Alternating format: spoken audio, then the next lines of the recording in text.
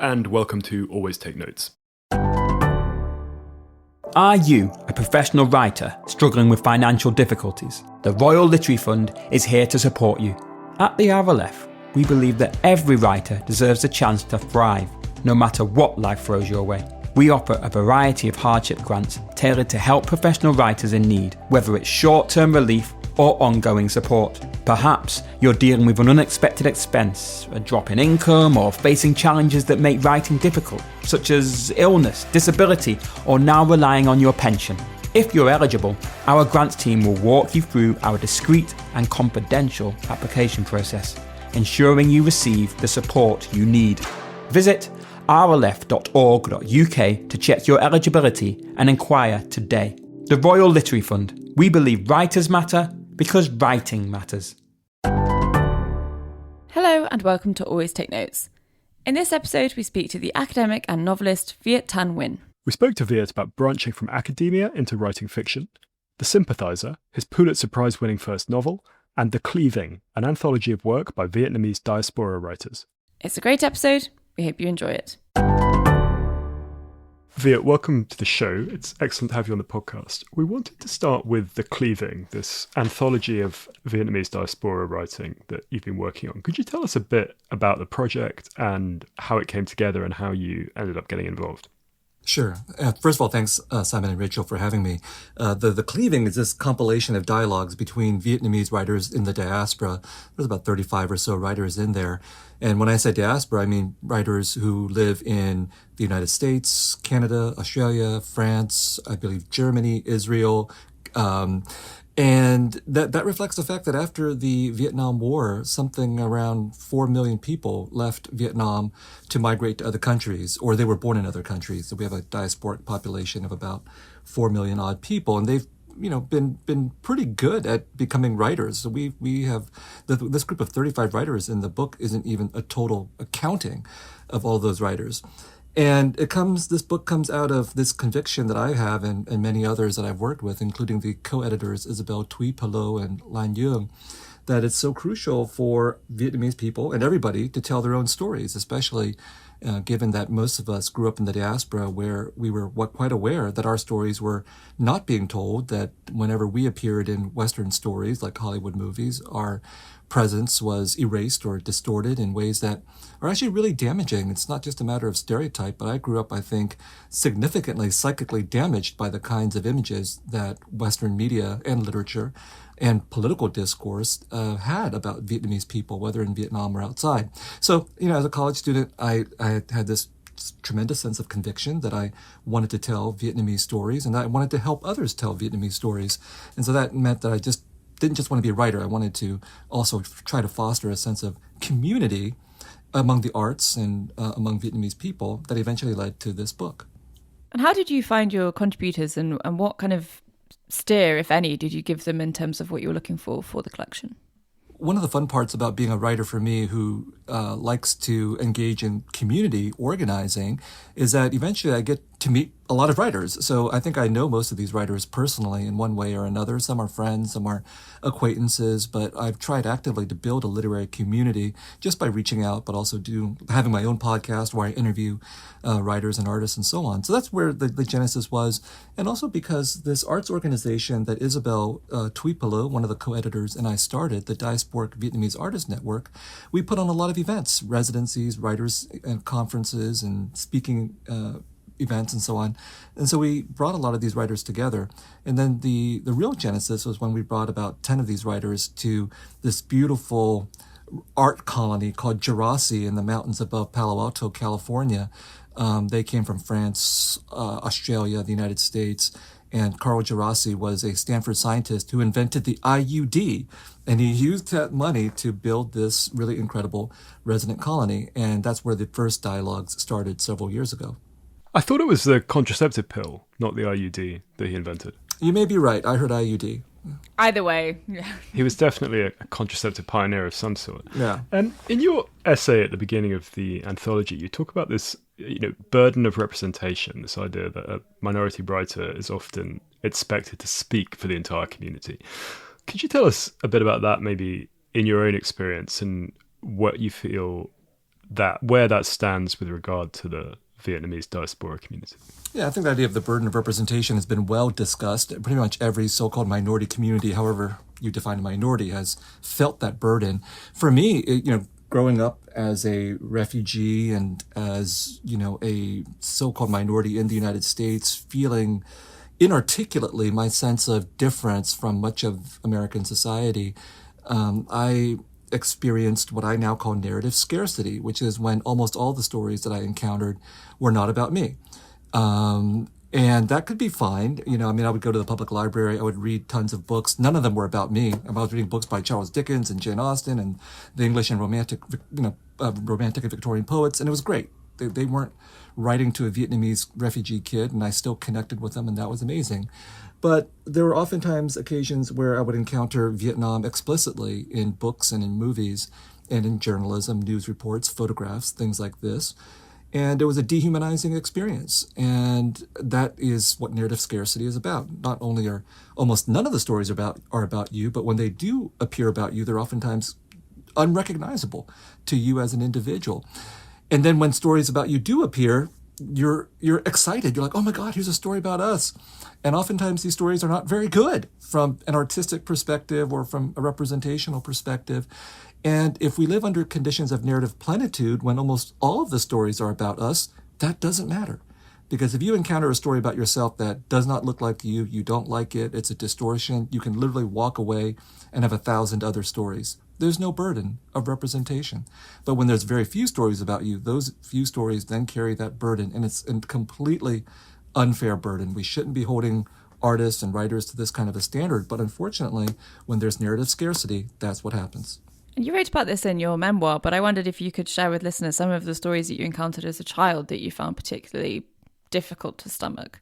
Oh, there are so many. I mean, sometimes the stories are very personal. On the playground, for example, my name is Viet. So common question from my classmates, is your last name Nam? Or did you carry an AK-47 and fight in the Vietnam War? I mean, those are stories that, I encountered on a daily basis from my classmates. But then turning on the TV and watching Vietnam War movies, or going to the movie theater and watching these movies as well, from Rambo, First Blood Part 2 to Platoon to Apocalypse Now. These were the most common forms of stories about Vietnamese people that I saw.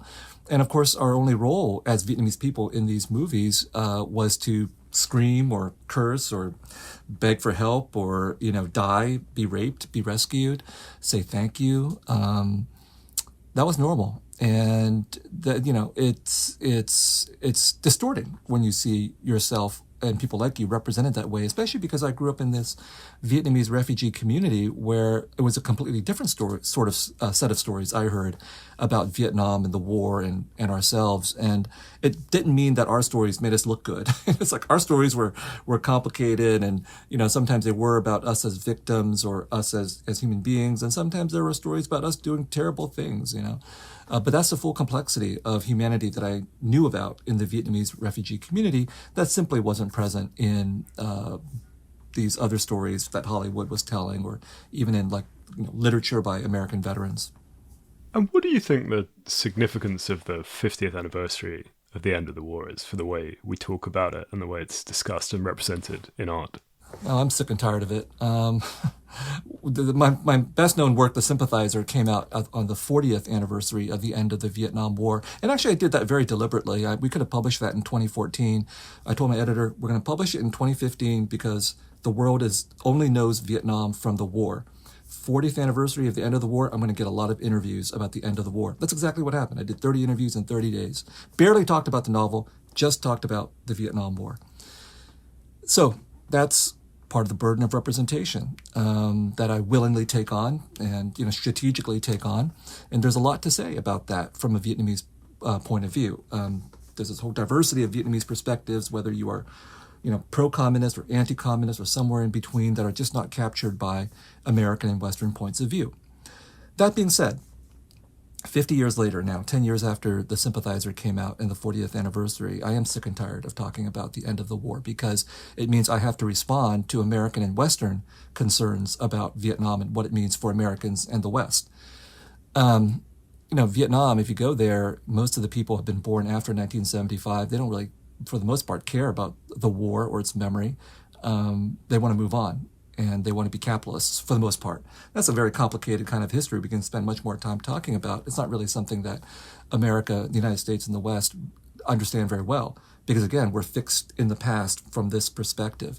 And so when people ask me now about the 50th anniversary, I say that I think that the United States, and probably the West, learned all the wrong lessons from the Vietnam War. On the one hand, you would think, given all we've just talked about in terms of Hollywood's Vietnam War movies, that the United States understands this to be a bad war. That was true. That memory is now fading. I teach a class on the Vietnam War. I think all my students are born after 9/11. Almost none of them have watched a Hollywood movie about the Vietnam War. So even that really poor sense of education that you could rely on 20 or 30 years ago is gone. And so what's left? What's left are these terrible lessons that the United States has learned. Number one, don't interfere with wars of liberation and independence. Don't sponsor genocide. Don't kill non-white people. Don't drop bombs on non-white people. Don't give bombs to other countries to drop on non-white people. Don't get involved in invading countries for which you have no plan except to kill hundreds of thousands of people, as we did in Iraq and Afghanistan. Those are the wrong lessons that the United States has learned and has built into its military-industrial complex and the way that the United States looks at the world and tries to be a global hegemon. The Vietnam War was an interruption to that, and now that has been smoothed over. And so if we want to talk about the end of the war, that's what we should be talking about. Not what happened in the past, but what's happening in the present in terms of the United States just having absorbed all these strategic and tactical lessons to try to wage better war, more effective war from an American perspective. With this collection then, how did you make sure that it had the kind of one eye on the present and one eye on the past? I think we had a diversity of viewpoints in there. I mean, there are some quote-unquote older writers, and I say this as someone who is now seen as an older writer, but there are people, and they're older than me, writers like Lily Hayslip and Mai Elliott.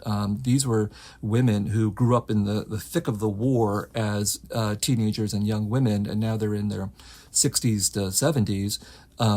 They have a very different take upon Vietnam, the history of the country, the war, the revolution, all these things, versus some of the writers we have in their 20s and 30s, who some of them were born in the United States. They didn't witness the war directly.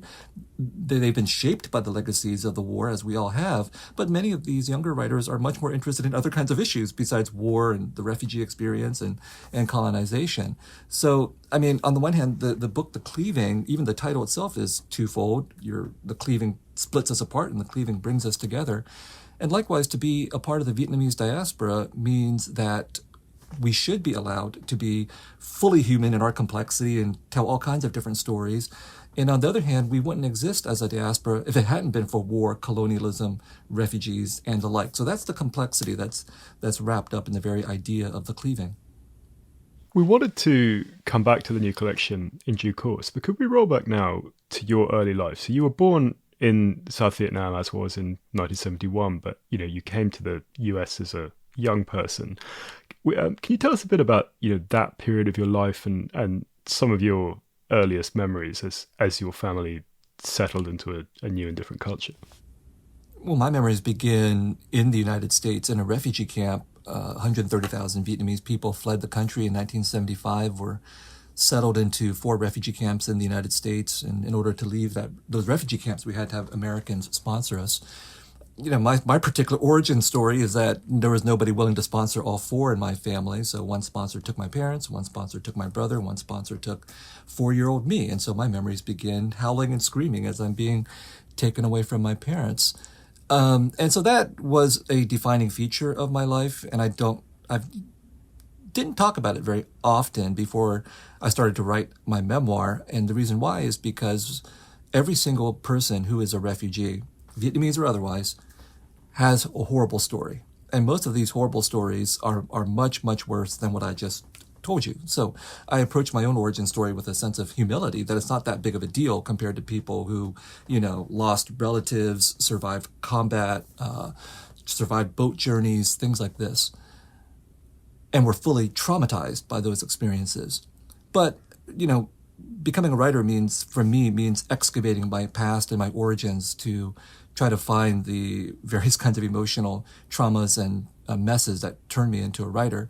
And I have to say that being separated from one's parents at 4 years of age, when one can't really comprehend why that's being done, that can be traumatizing in a way that I denied to myself. And so my experiences after that were, number one, just becoming an American, growing up as an American kid in a Vietnamese refugee community in Harrisburg and in California, and watching my parents suffer and struggle the refugee shopkeeper lifestyle, which was very difficult for them and difficult for me to witness.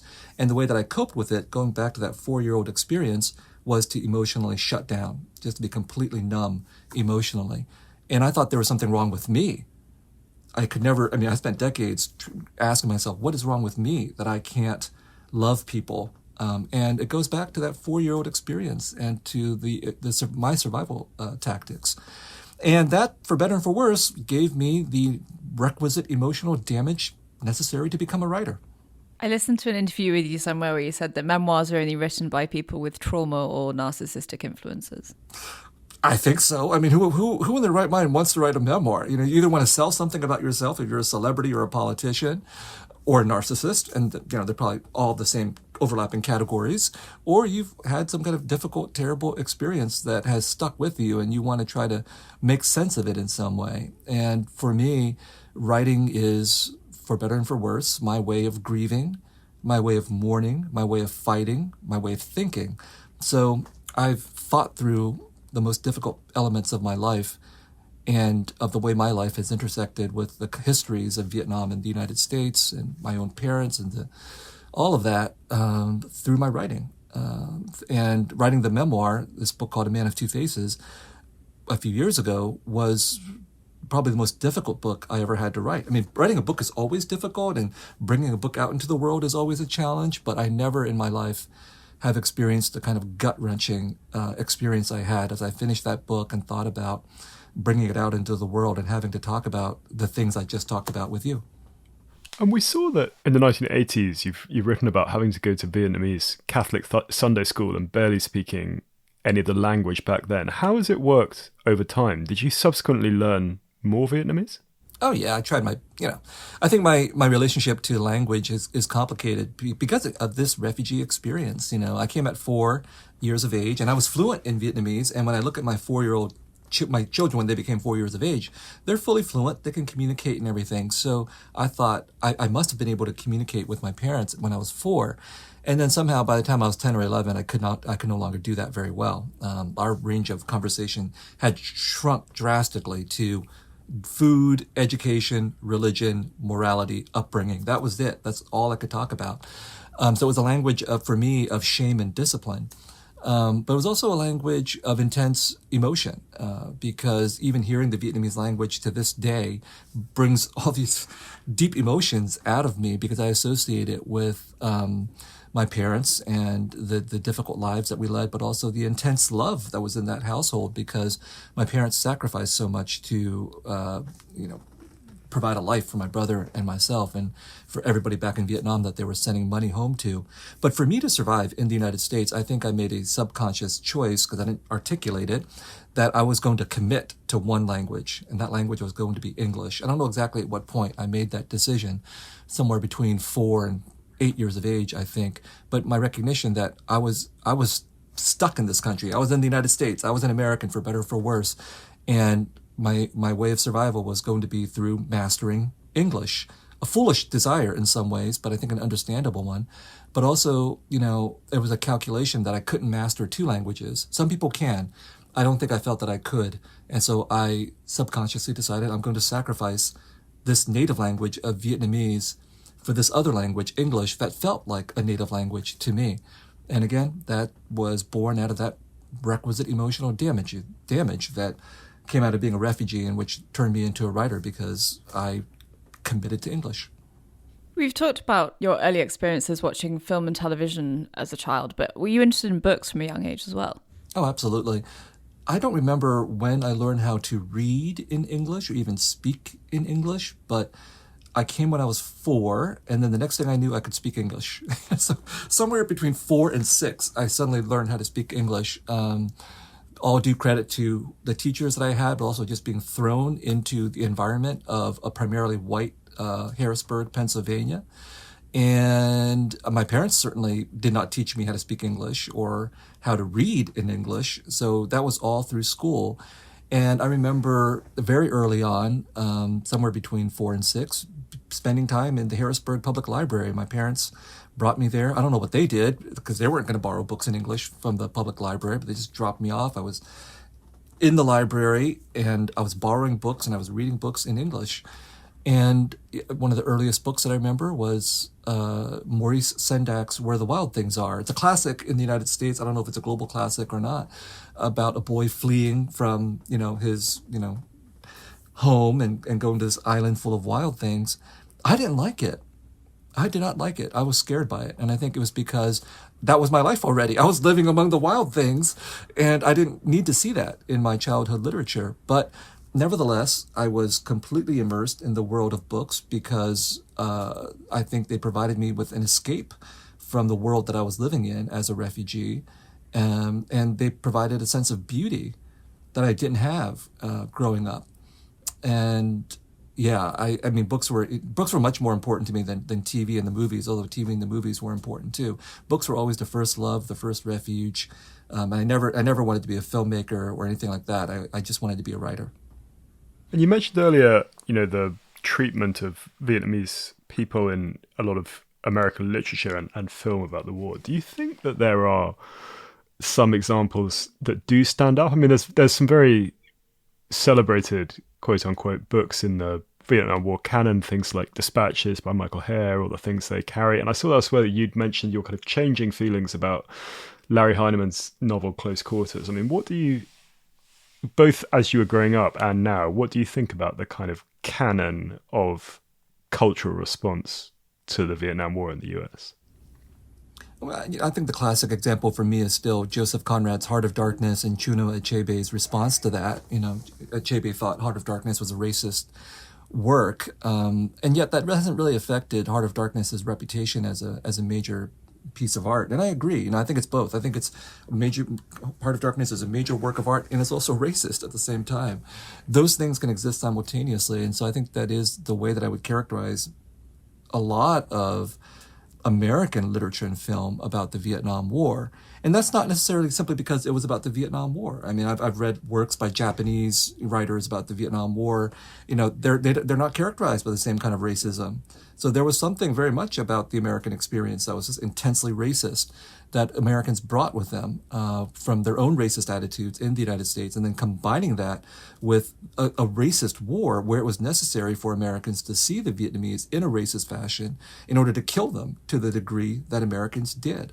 Right like Graham Greene in The Quiet American. I mean, that can be criticized as well. I wrote a whole senior thesis on The Quiet American using Edward Said's Orientalism to look at the Orientalist aspects of The Quiet American. But it's not a racist book in the same way that a lot of American literature is about the war in Vietnam.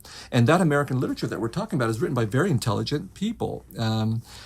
So, I have complicated feelings about a lot of that literature and film. So a movie like, Platoon, for example. Yes, it's opposed to the brutality of American soldiers in the Vietnam War. But again, when you reduce Vietnamese people in a movie like that or in Apocalypse Now to simply being, inarticulate victims or people speaking a language that other people can't understand, it's inevitably dehumanizing. More complicated works like Larry Heinemann's Close Quarters, which you mentioned, is to me on the same scale as Joseph Conrad's Heart of Darkness. I have a very complicated relationship to Larry Heinemann's novel, and it's not a novel that's widely read or taught anymore, even though it won a major award when it came out. People much prefer, I don't know how it is where you're at, but in the United States, audiences much prefer Tim O'Brien's The Things They Carried, which is like now canonical American literary text taught in high schools and things like that. Because I think a book like The Things They Carried, which is not a racist work, offers us sort of a complicated metafictional way of understanding war. I appreciate that. But Larry Heinemann's Close Quarters is going to show us American soldiers who are nice men, nice young men. We see them, and then they go to the Vietnam War, and then they become monsters, and they just end up raping and killing. It's horrible. It's horrifying. And when I was 12 and reading that book, I was very upset because Heinemann doesn't hold back. He just shows us horrifying racist and sexist violence, and he doesn't try to humanize the Vietnamese. And then when I read it as an adult, getting ready to write The Sympathizer, I thought Larry Heineman did the right thing. Because this is what art is one thing that art is supposed to do. It's not supposed to give us comfort. It's not supposed to give us metafiction. It's not supposed to give us a way out. It's meant to make us fully confront horror. That's one thing that art can do. And so I have an appreciation for what Larry Heineman did in that book. And I think because he did that, it's almost an unteachable book, because Americans, and maybe many people, don't want to be fully confronted by that kind of horror.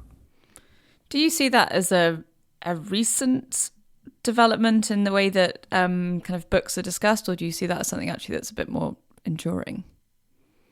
I think it's pretty enduring. It goes back to that burden of representation idea. I think it's perfectly logical that if you have grown up in a society where you feel stigmatized, erased, ignored, silenced, and all that when you encounter yourself in supposedly great works of art in the canon and all of that, it doesn't matter that it's the canon. In fact, it's probably more offensive that it's the canon in which you're silenced than it is in a trivial work. I mean, I've read a lot of trivial works of Vietnam War literature too, where the racism and the sexism are bad. And I don't care, because no one's going to read these books except a specialist like me. But reading a major work of art in which you are silenced, distorted, erased, and so on, that's infuriating. And again, it's a very common experience for so-called minorities or people who've been colonized or women or queer or trans people. When they encounter themselves in that way, they have a right to be upset. Now, I think people legitimately have the right to their feelings and their opinions and their judgments in those kinds of situations. Does that mean that the work that they object to is not a great work of art? I'm not going to make a blanket judgment on that. I think that's part of the tussle that we all have over trying to define what constitutes greatness or complexity and the like. So I'm not going to try to advocate for other works for other populations, but I will say, because I grappled with Larry Heineman's Close Quarters, I feel I can make this kind of a judgment and say that's a great work of art. It's going to survive. Platoon, not so good. So, I think we should be capable of making these kinds of qualified aesthetic, political, personal judgments, but I give great license to people who refuse to do that. How do you feel about the way that, say, Germans are depicted in a lot of the American or English-speaking art about the Second World War? Because they're often also not treated as fully rounded people, for instance. Yeah, for obvious reasons. Even today, of course, the United States is still making movies about Nazis and World War II and all of that. And it makes Americans feel great. We're not the Nazis. And so that kind of moral simplicity and political simplicity totally serves the interests of the United States, because it allows us to ignore how we sometimes behave in ways that I would describe as being genocidal.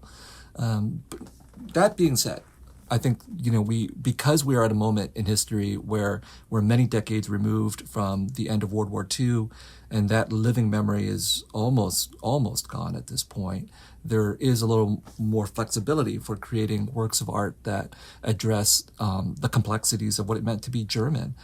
So Zone of Silence, I guess, Zone of Interest would be the last major work in that way that definitely condemns Germans, but also shows their viewpoint, or at least one of their viewpoints on what was happening during the Holocaust. I don't think that, and that's a mainstream major movie. I think that the United States is not really, the United States still struggles with its capacity to fully confront the horrors that itself has done. And so the depiction of Nazis as the reliable bad guys has always been our way out.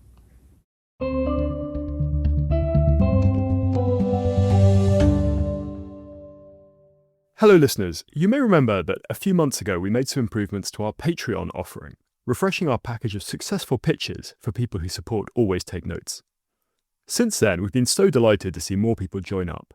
We've loved hearing from you about how useful you found the package and the podcast, but we're really keen to keep expanding the benefits available to all the people who support us. So with that in mind, we've added 40 new pages of material to the package, including pitches to the New York Times, the Washington Post and the BBC. This means the whole compendium now runs to a whopping 160 pages. And we're excited to announce that for people who contribute $10 a month, we're also going to start releasing bonus mini episodes. If you'd like to know what these will sound like, there's a sample episode with Lee Child that you can listen to for free on our Patreon now. thanks to the help of our sponsor, Scrivener, the first 10 new sign-ups at $10 per month will receive a lifelong license to Scrivener worth £55. This specialist word processing software helps you organise long writing projects, such as novels, academic papers, and even scripts. We're now down to 8 of them left, so if you're interested, check it out as soon as you can. These are just a few of the updates we've made to our Patreon offering. So if you'd like to find out more about how to get your hands on an ATN mug, suggest questions for upcoming guests, or join a monthly call with us to workshop a pitch, head to www.patreon.com/alwaystakenotes. That's www.patreon.com/alwaystakenotes. And thanks so much again for all your support so far.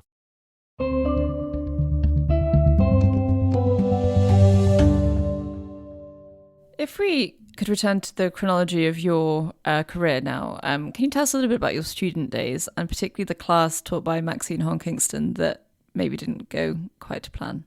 I wanted to be a writer. I also, wanted to be an activist. And I got to UC Berkeley, University of California at Berkeley, desiring a transformation for myself. I knew that sort of inarticulately. I was escaping San Jose, where I spent my adolescence and felt very stifled, both by my family household, but also by the environment in San Jose, California, which I felt was very limited. And so going to Berkeley was really, it felt like going home. The moment I stepped foot on that campus, I felt this is the place I've always wanted to be.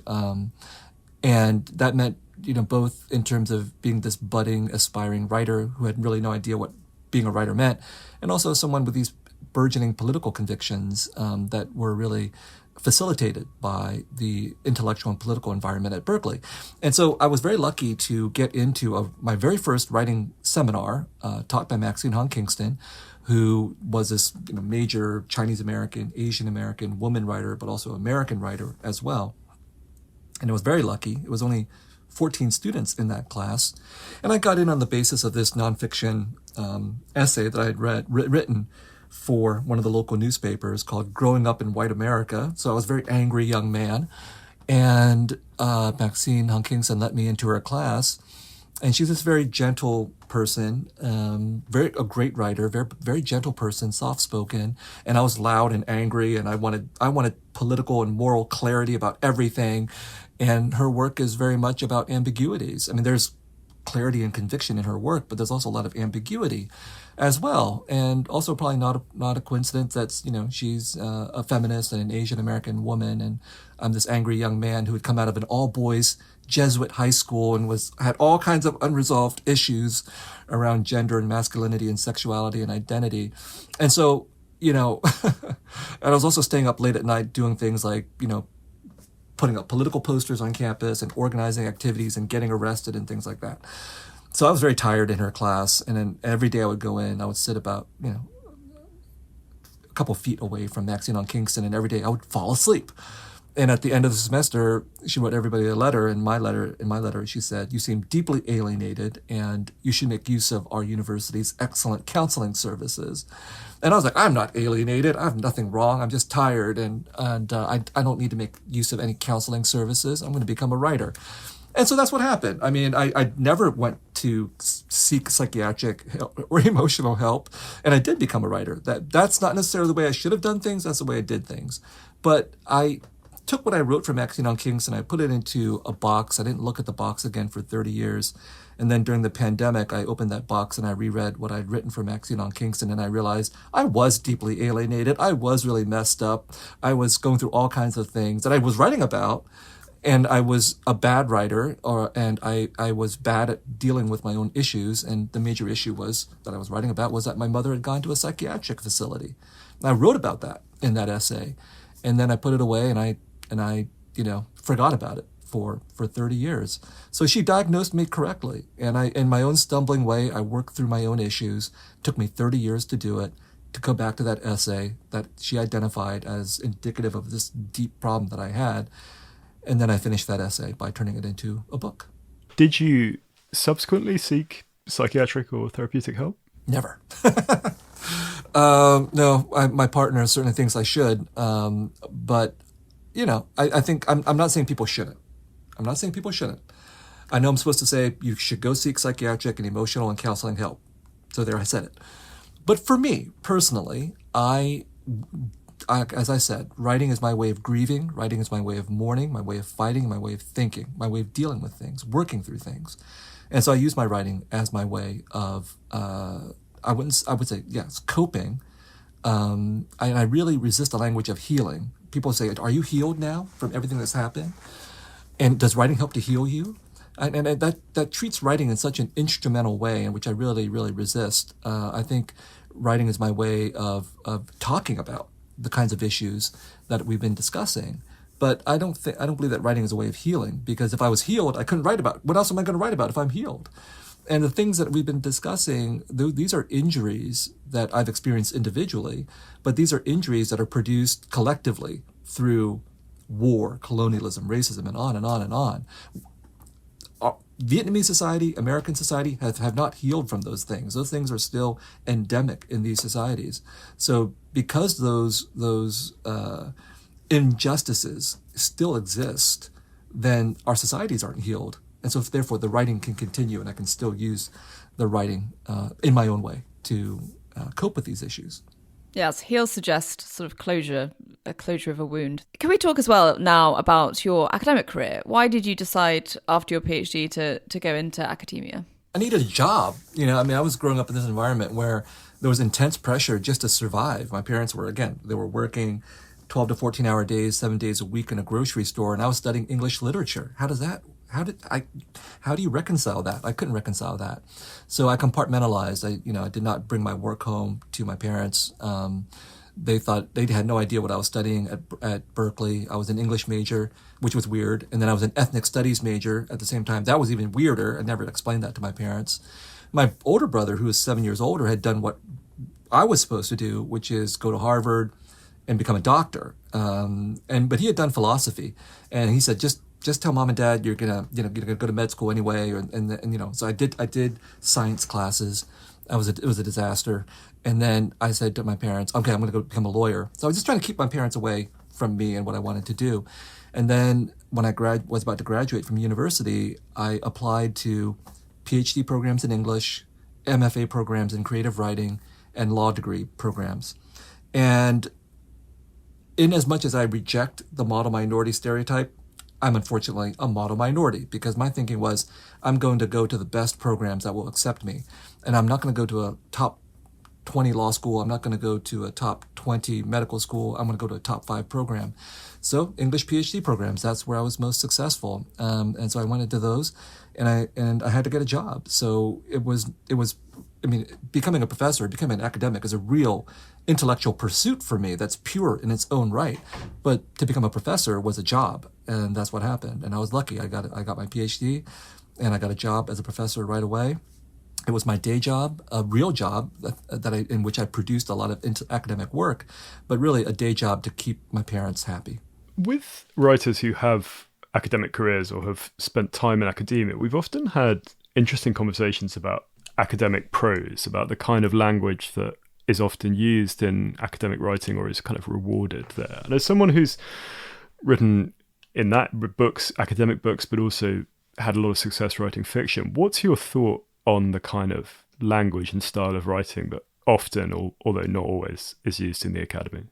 When I became an academic, I started reading, serious criticism and theory when I was 18 or 19 years of age, all the famous names, And I was really seduced by all of that because, in fact, the complexity and the difficulty were a challenge that I wanted to confront.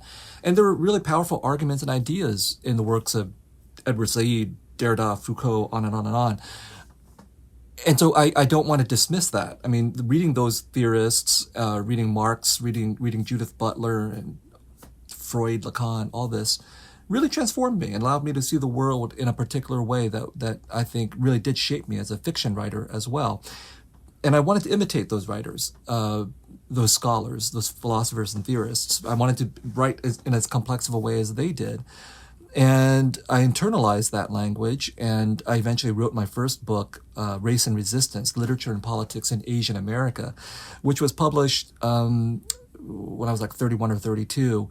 And I'd spent a decade as a graduate student and as an assistant professor working on that book, and I was really committed to it. But by the end, I was exhausted.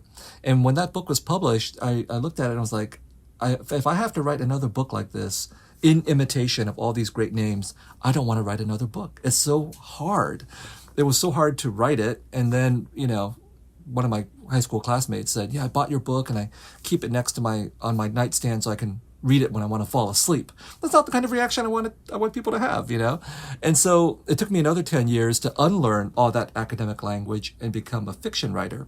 Now, when I say that, I don't mean that I've just given away all that academic heritage. I mean, for me, unlearning the academic language didn't mean disposing of theories and philosophies. It meant I didn't need the language anymore.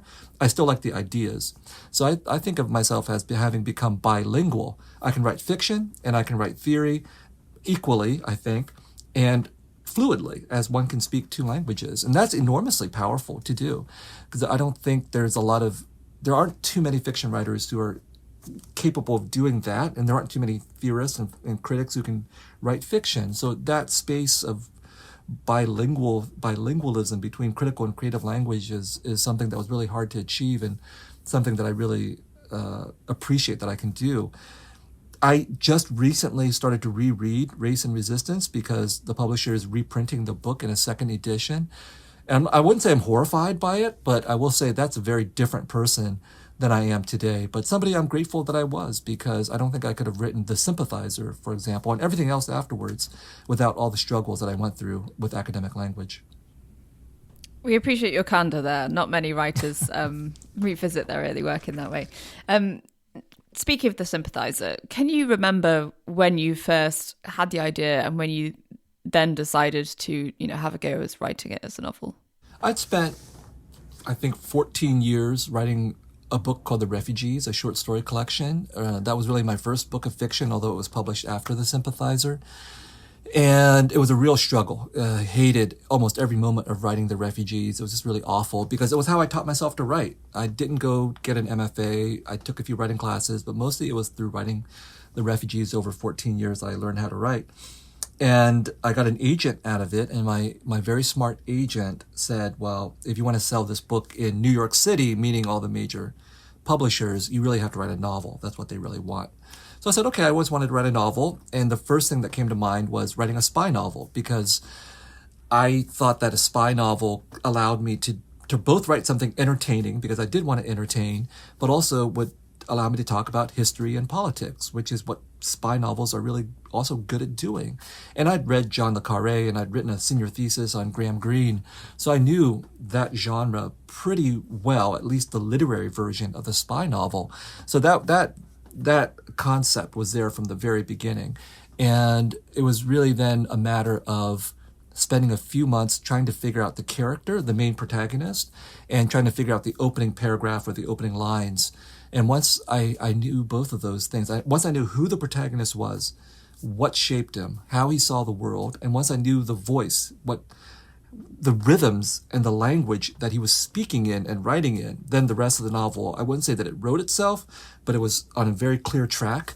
And I wrote that novel in a little bit over 2 years. So possibly the easiest thing I've ever written. And we saw that you had leave from your teaching obligations for that period. How were you able to negotiate that? I got, so I'm an academic. I got a fellowship from an organization called the American Council of Learned Societies to write a nonfiction academic work. And I got the fellowship, and I thought to myself, I'm going to write a novel, but I promise to myself, I will eventually write that nonfiction academic book, which I did, called Nothing Ever Dies, Vietnam and the Memory of War. So I got a year off from American Council of Learned Societies. And then what happened? Oh, then I had a year of sabbatical from my university. So those 2 years, I was underpaid, but I didn't have any kids. It was just me and my partner, Lan, and no one cared. No one cared. What I was doing. So I was 2 years off. No one had any idea that this academic was writing a novel. And when they did find out, the few academics that found out, I think their attitude was, why is he writing a novel? What does he think that he can do? And when writers found out that I was writing a novel, they're like, why does this academic think he can write a novel? So I had 2 years off with very low expectations from anybody except my agent. And the only unpleasant moments, I have to say, in writing that novel were when my agent would call and say, what's happening with the novel? And then there was all this pressure. But for those 2 years, the only person who was reading my work besides my agent was my partner, and it was a wonderful time. You said that the writing was fairly straightforward. Was it because you had planned out what was going to happen in the novel ahead of time, or did you just sit down every morning and the words and the story kind of came to you intuitively? A little bit of both. I had a 2-page outline for the novel, and it was I was pretty much faithfully followed it until the last quarter of the outline. The outline had the ending of the novel set in a re-education camp, and there was going to be a big mano-a-mano conflict between the two, the protagonist and the antagonist. And I thought, that's not really what's going to happen. I don't know what's going to happen, but I'll trust it. I'll figure it out along the way. And so a 2-page outline is not a very detailed outline, but it was like this broad roadmap of the novel. And that was enough. And so I just had to take a leap of faith that I would follow this broad roadmap. And as I would go follow this roadmap, all the little details would become more and more clear. And that's exactly what happened. So, I would write the first chapter, or write a chapter. It would take me, I don't know, a week or two to write the first draft of the chapter. And then I would spend another couple of weeks revising that chapter forwards and backwards, making sure it was as tight as possible. And then I would proceed to the next chapter. And that's exactly how I built the first draft. The first draft took 2 years, and then it took me 3 months to revise that draft into what I eventually submitted to publishers. Because by the time I finished the first draft, I'd revised each chapter along the way. It was a pretty good first draft when I got done with it. And the other component of writing was actually running. I had read Haruki Murakami's What We Talk About When We Talk About Running, and he's crazy, he runs marathons and ultra marathons and things like this. And I was like, I'm not Haruki Murakami, but I will get on a treadmill and I will run 6 miles every day after I write. And so I would write a certain number of pages, I would get on the treadmill, I would run, and it was in the process of running that the ideas for the next day's writing would come to me. And it was really a wonderful experience, because it was like when I was running on the treadmill, these ideas would come. I would get so excited. So I would run, and I would be typing on my iPhone and running at the same time. Not something I would advise, but that was such an integral part of the writing process, to trust my intuition in combination with this broad outline that I had. And could you tell us about the kind of publication experience of the book? It won the Pulitzer Prize and was very highly lauded. But from the moment that emerged into the world, how did things build up and escalate from that point? Well, I had some toned down expectations, because when we sent that novel out for publication, we sent it to 14 editors, and 13, and these were handpicked by my very experienced agent as likely to be sympathetic, but 13 out of 14 turned the novel down.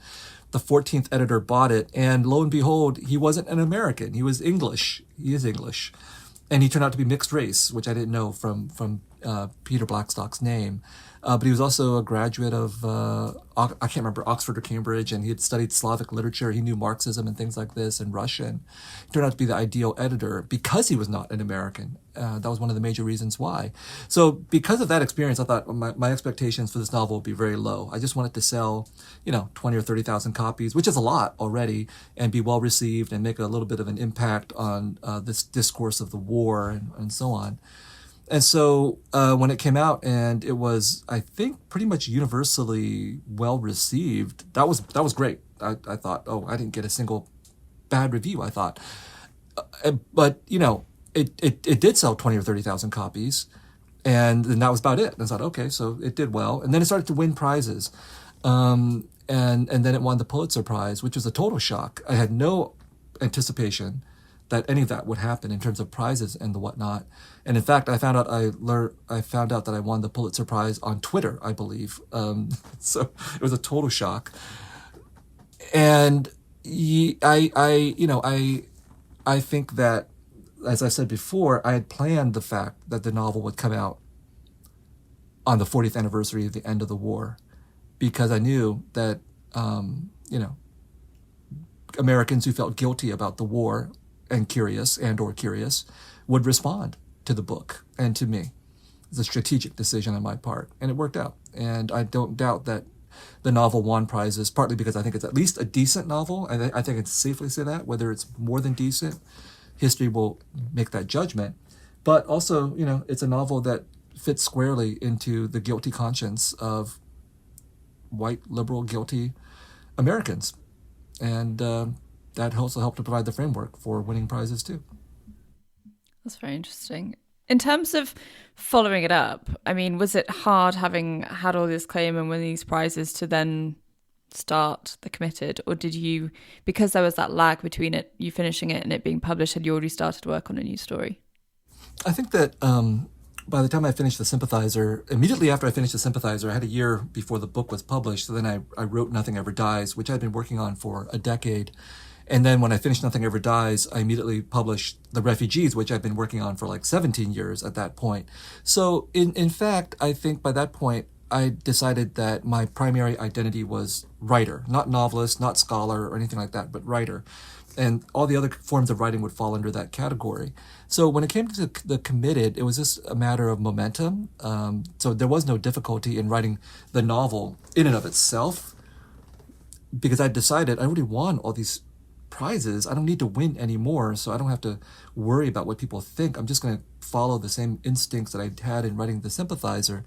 The big challenge was not the writing. The big challenge was the fact that now people knew who I was, and I was getting all these invitations to write this and speak at that type of thing. And so it took 4 years to write The Committed versus 2 years to write The Sympathizer. And it's mostly because I was now immersed in the world, for better and for worse. But, you know, the ambitions behind The Committed were the same ambitions as behind The Sympathizer, which were to write purely for myself and then to write for others.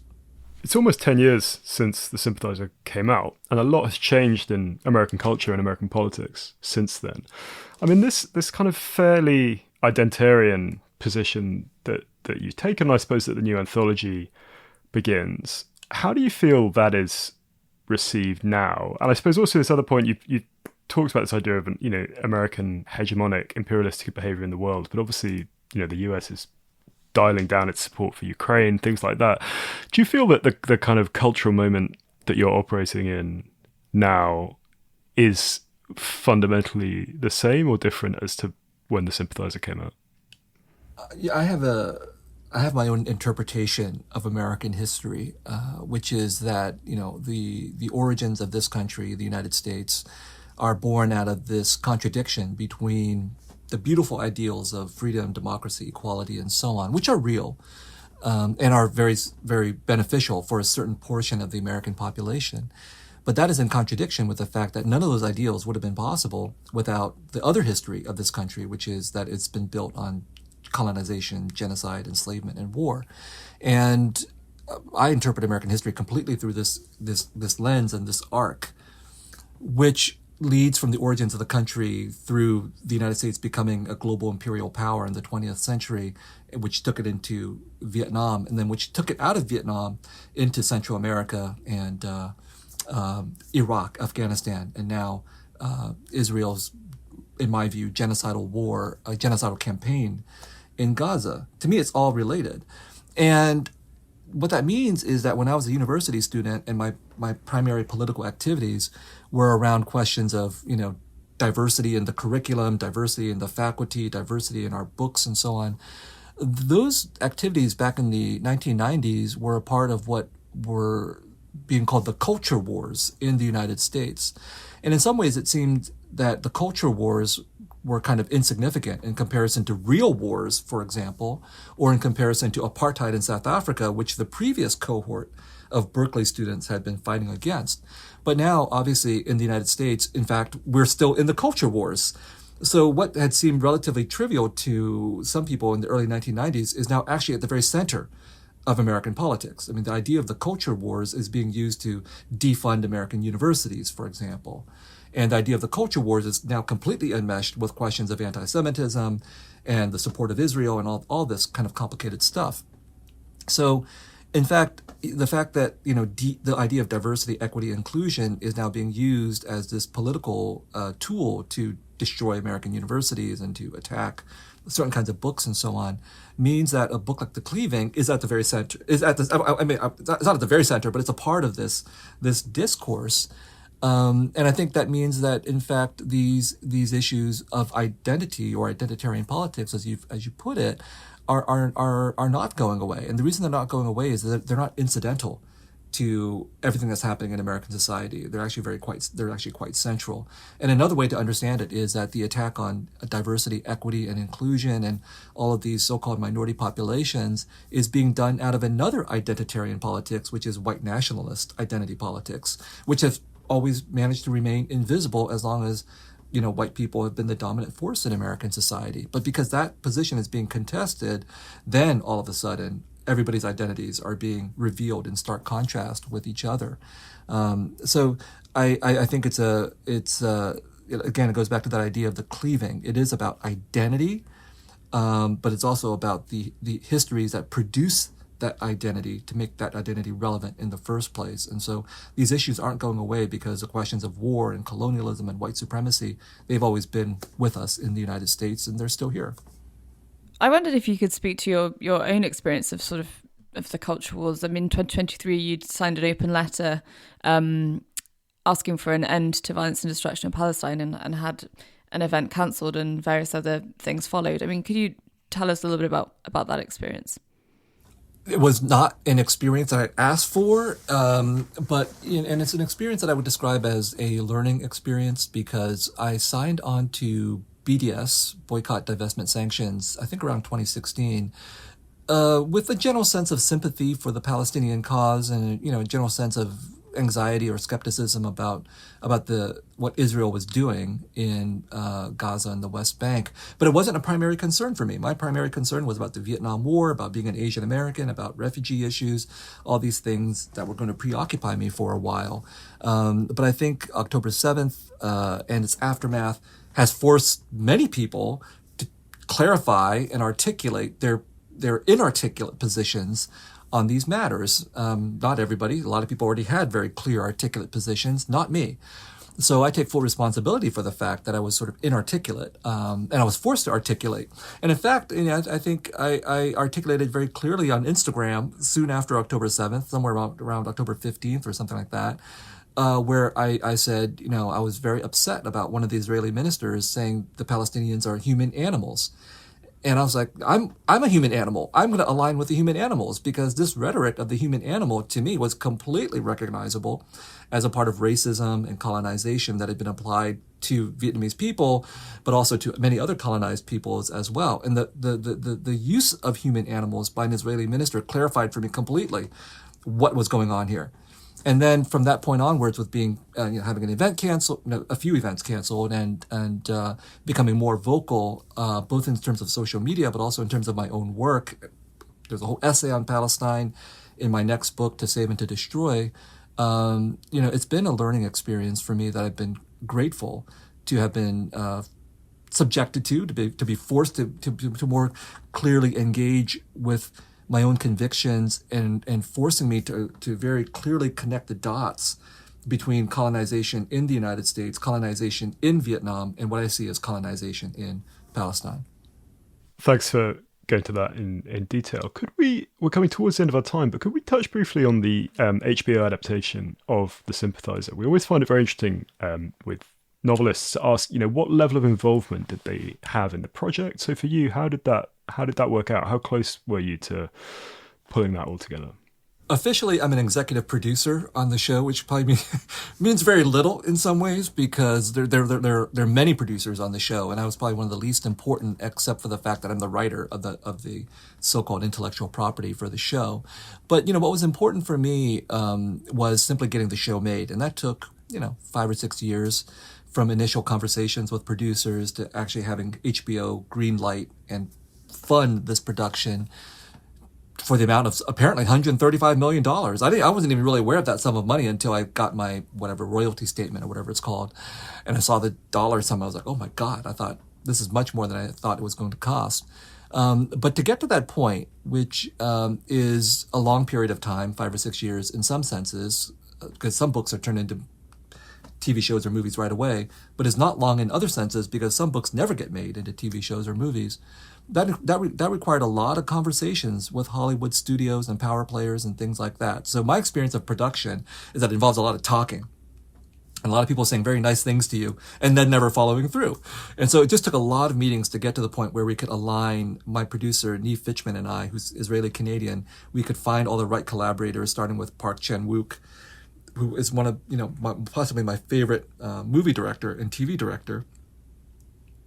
And, when we got him, I thought this is perfect because his movie Old Boy was a major influence on The Sympathizer, and his vision, both politically but also artistically, really aligns with mine.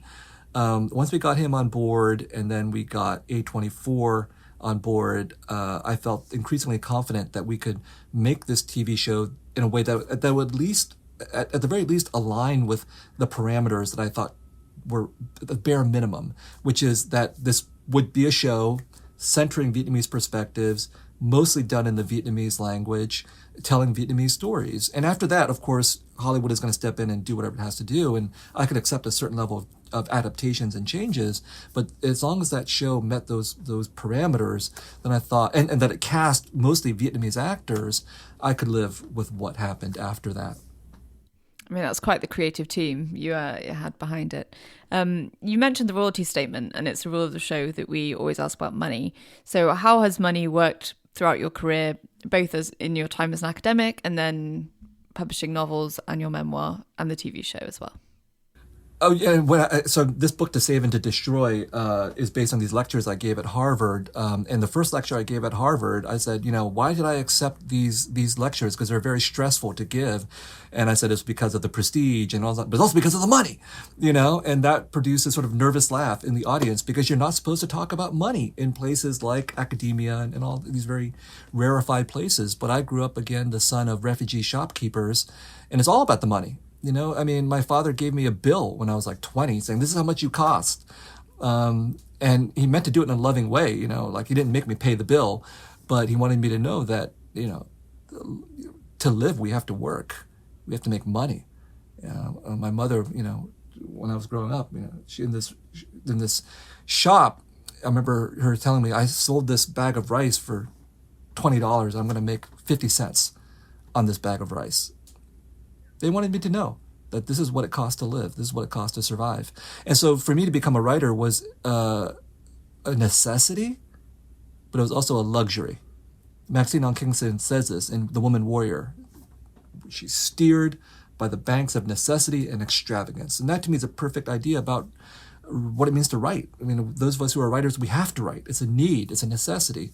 But those of us who come out of these backgrounds of poverty or working class or refugees or, surviving war, it's an extravagance because we have to, our families have to survive. They just have to live. And so the money was always an issue for me because I could never just simply say I was going to be a writer and not have a job because who was going to support me? My parents? No, I had to support myself. And so it was always important to have a paycheck. It's very hard to walk away from academia because academia gives me a paycheck. But I'm walking away. Spring 2026, I'm resigning from the university. I've had enough. I don't need that paycheck anymore. But I don't need that paycheck anymore because I've made all this other money from selling books and selling the TV show. There's nothing to be ashamed about in terms of making money for those of us who didn't have any money when we were growing up.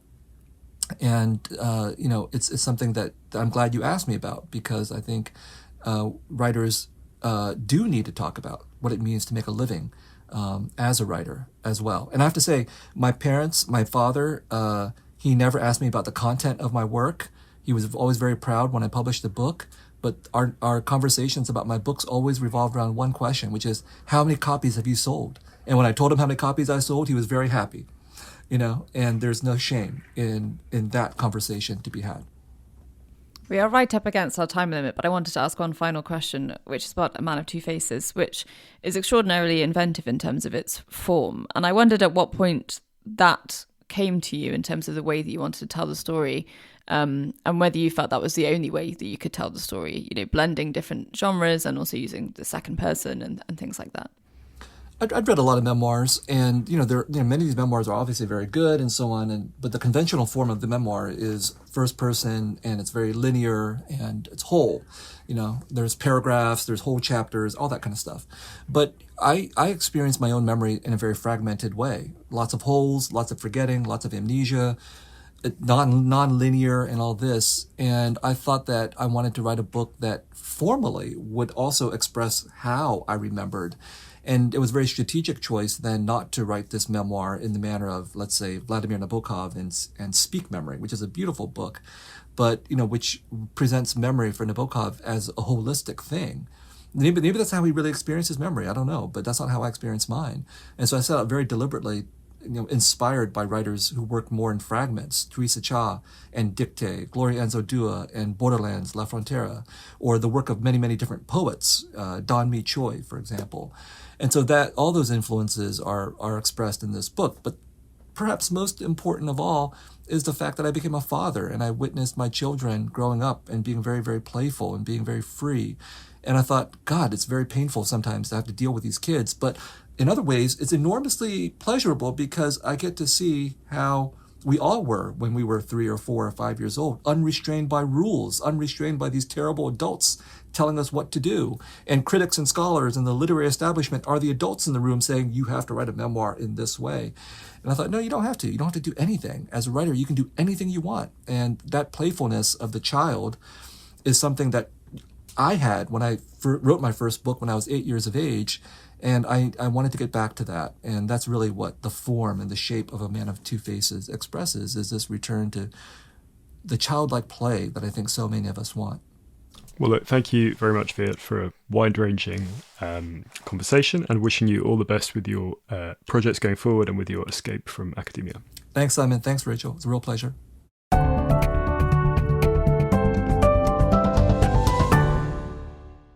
That was the Always Take Notes interview with Viet Thanh Nguyen. His website is vietwin.info, and his last name is spelled Nguyen, and he's on Instagram at viet.tan.win.writer, and The Cleaving is published by the University of California Press.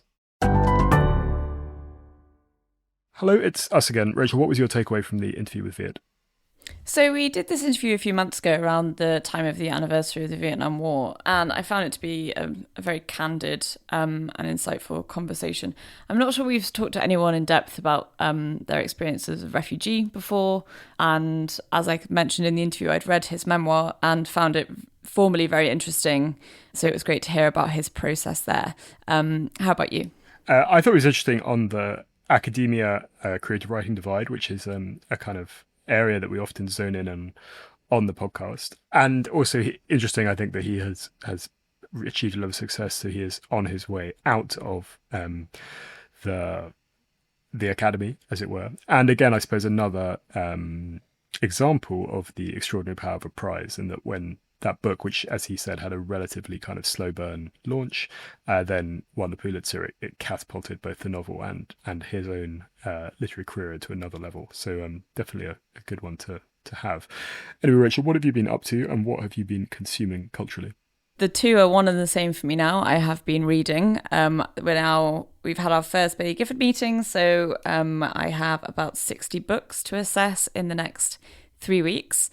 And this is sort of an initial scouting stage, so it's kind of spending a little bit of time with each of the books and seeing whether they've got legs, so to speak. So I'm doing that with about 3 books a day, so I don't really have time for anything else.